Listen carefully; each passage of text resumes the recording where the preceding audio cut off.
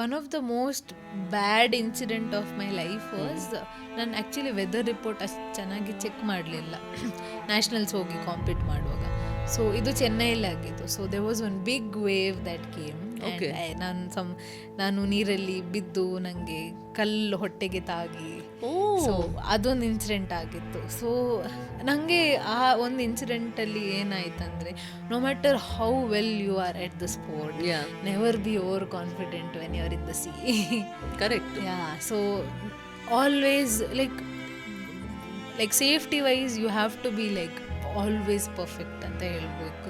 And you need to have a good crew with you, like who can help you. Because I still remember ನನಗೆ ಅದು incident ಆಗೋವಾಗ, because there were people in the land who are good at the sport, came and help me and rescue ಮಾಡಿದ್ರು. Okay, ತುಂಬ ಜಾಸ್ತಿ ಏಟಾಗಿತ್ತಾ? ಸ್ವಲ್ಪ, but I had a very bad after effect ಅಂತ ಹೇಳ್ಬೋದು. ಅದು ಇಂಜುರಿ ಇಸ್ ಅ ಲಾಟ್ ಅಲ್ವಾ? Force is a lot. And 5 days after that injury, I went and competed in the nationals, won gold, which I will give credits to, I think, all the training and the prayers of my parents. Nice. But that one injury really humbled me that ತುಂಬ ಜಾಗ್ರತೆಯಲ್ಲಿ ಇರಬೇಕು. Like always ಗೊತ್ತಿತ್ತು ಜಾಗ್ರತೆ ಇರಬೇಕು, but over confidence ಇರಬಾರ್ದು.